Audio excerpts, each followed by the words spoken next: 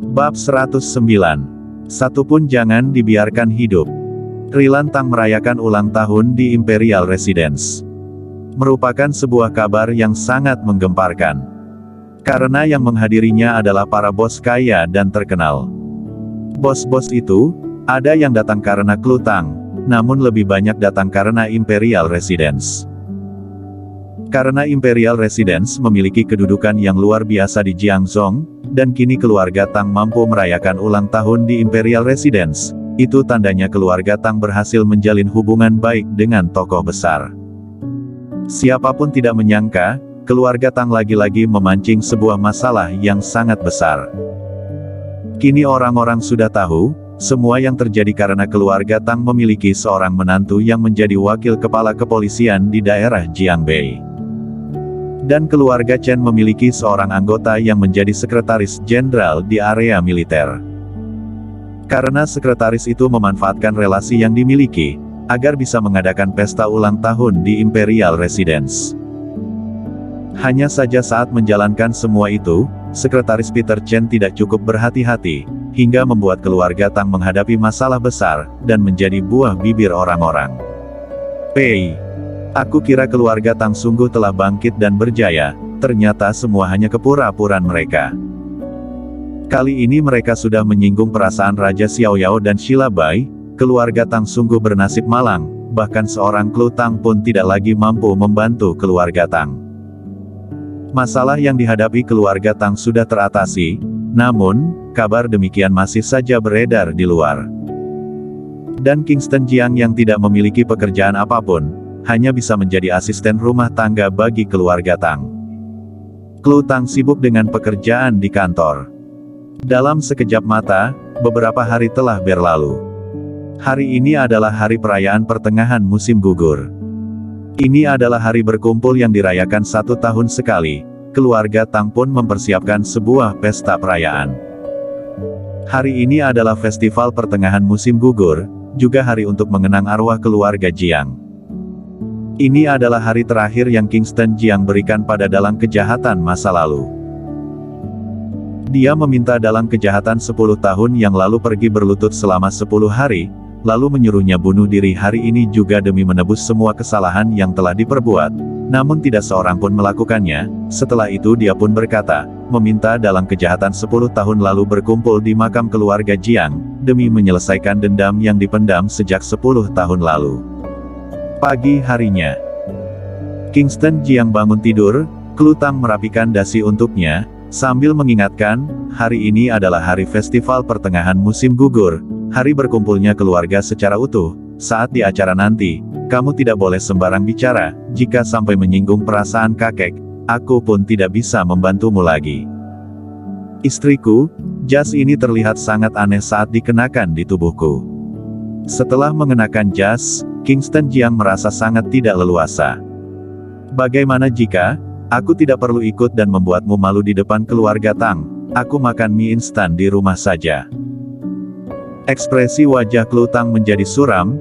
Jangan sembarang bicara, kamu suamiku, hari ini adalah hari perayaan pertengahan musim gugur, kamu adalah bagian dari keluarga Tang, bagaimana boleh tidak hadir? Saat ini, pintu terbuka.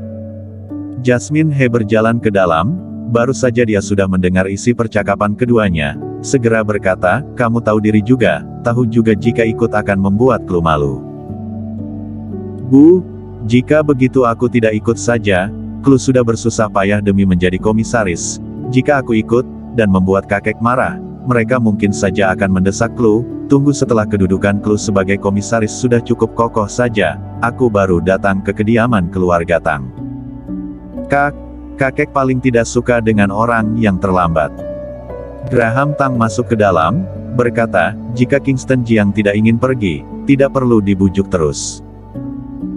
Selesai berkata, dia mengeluarkan beberapa lembar uang kertas, lalu memberikannya pada Kingston Jiang, hari ini festival pertengahan musim gugur, jika kamu tidak datang ke rumah keluarga Tang, belilah makanan yang enak.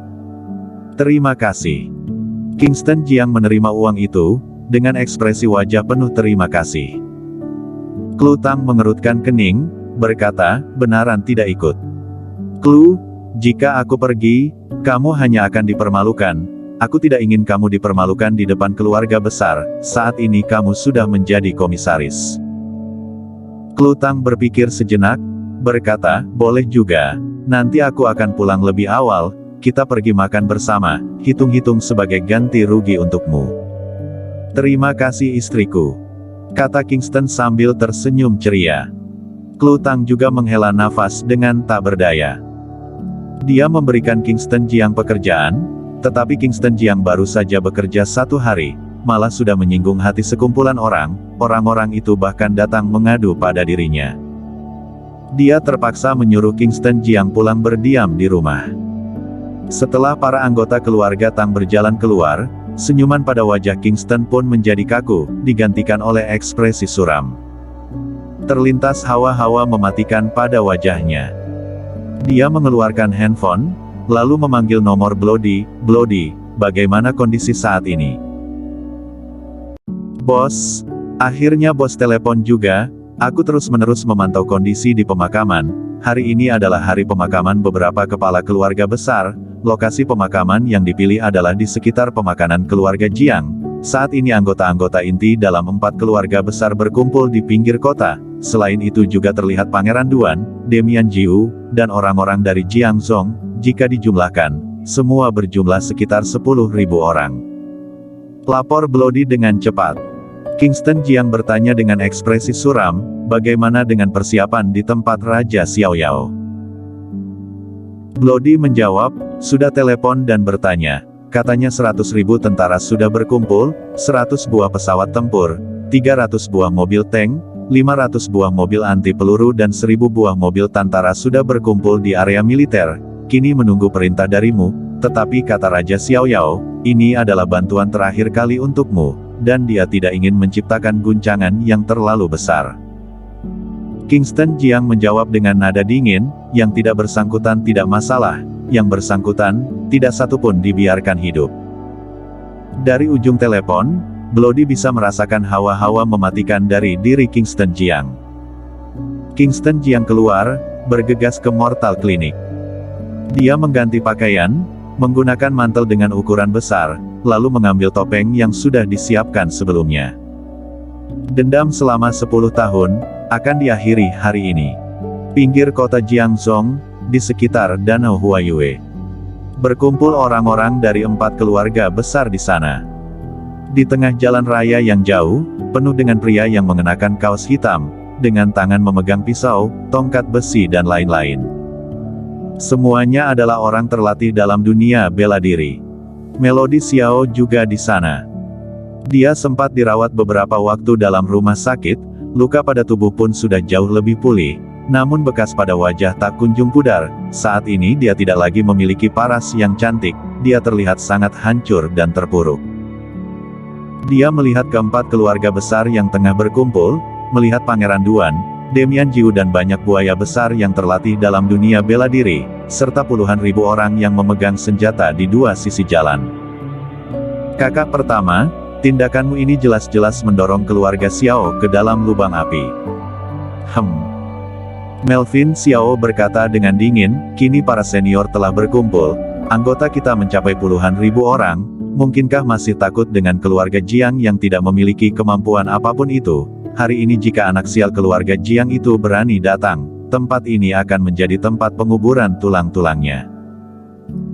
Pangeran Duan, Peran Duan bersikap sangat tenang, berkata perlahan, 10 tahun yang lalu, tepatnya di sini, sebuah api besar menghanguskan keluarga Jiang.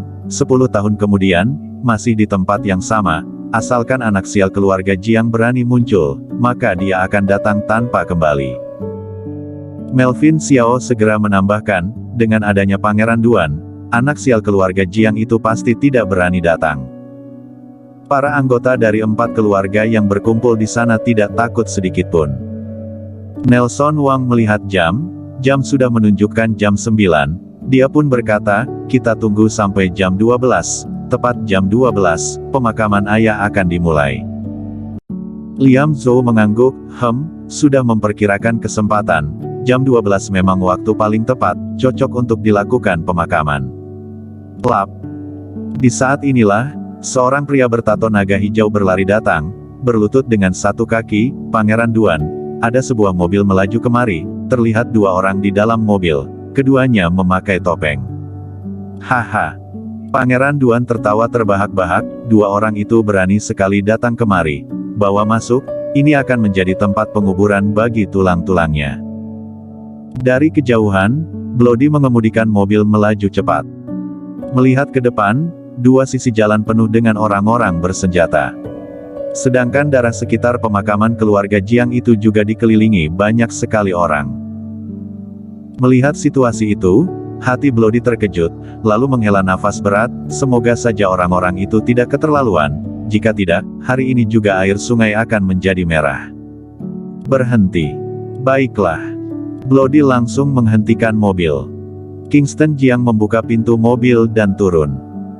Dua sisi jalan di depan dipenuhi dengan pria berkaos hitam dan tangan memegang berbagai jenis senjata, formasi yang begitu kuat, orang-orang biasa yang melihatnya pasti ketakutan hingga sekujur tubuh melemas. Tanpa malu sedikit pun, Kingston Jiang segera melangkah maju. Dari kejauhan, beberapa kepala keluarga besar sedang memegang teropong. Mereka telah melihat Kingston Jiang dan Bloody yang terus melangkah maju, sontak tertawa lepas. Haha, lucu sekali. Hanya dua orang saja berani datang, mungkin mereka sungguh tidak kenal dengan kata mati. Beberapa hari ini aku ketakutan sekali, mengira anak sial keluarga Jiang memiliki kekuatan yang sangat besar, tak disangka hanya dua orang. Jangan beraksi dulu, biarkan mereka datang, aku ingin mereka berdua mati di pemakaman keluarga Jiang. Melihat jumlah mereka hanya dua orang, keempat kepala keluarga besar pun tertawa terbahak-bahak. Di mata mereka, Kingston Jiang dan Bloody yang berjalan menghampiri sudah seperti orang mati. Bersambung.